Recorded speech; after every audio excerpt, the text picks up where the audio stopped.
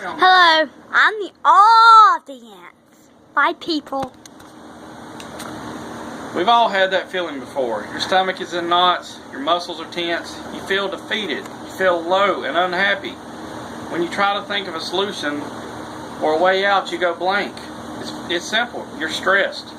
The American Institute of Stress defines stress as a physical, mental, or emotional strain or tension.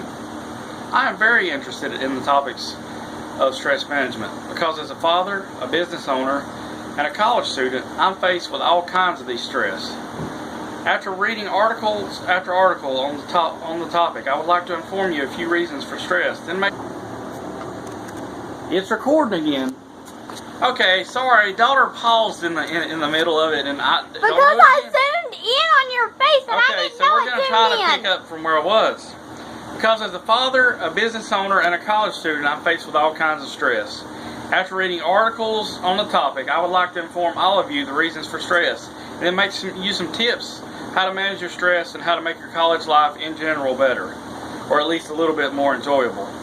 First, I'll talk about the reasons for stress. Although I'm sure that everyone has different ones, and I'm sure there are many, probably very different reasons. I'm going to stick to the three main reasons you can probably relate to. The first here at college is the amount of schoolwork. College can be so demanding due to such a heavy workload that we're expected to keep up with. It's so easy to get overwhelmed. We have projects, papers, tests, exams, midterms, finals, co-ops. Stress can easily build without a good strategy of tackling all these assignments. A second reason is the pressure to do well. Pressure to do well can come from within. That's the inner drive, your inner self, the inner motivation pushing you to succeed. Most here desire to do their best and get good grades.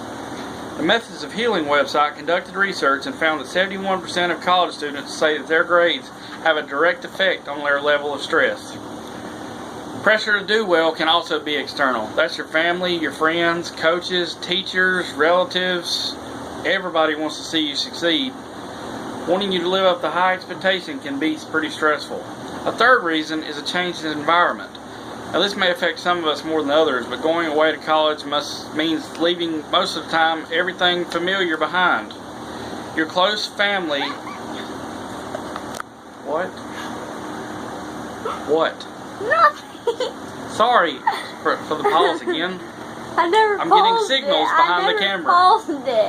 I never paused the video.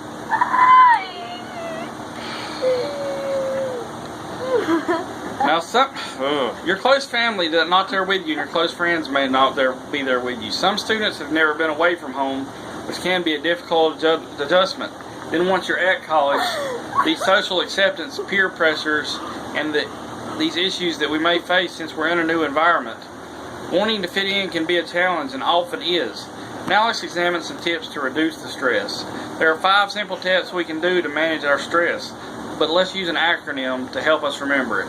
That acronym is RELAX. The first letter, R, stands for recognize.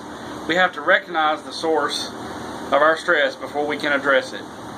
Once you realize why you're stressed, why not try keeping a journal? Write down some of the things you feel. Writing helps you feel more relieved and helps you pinpoint certain things that may trigger it.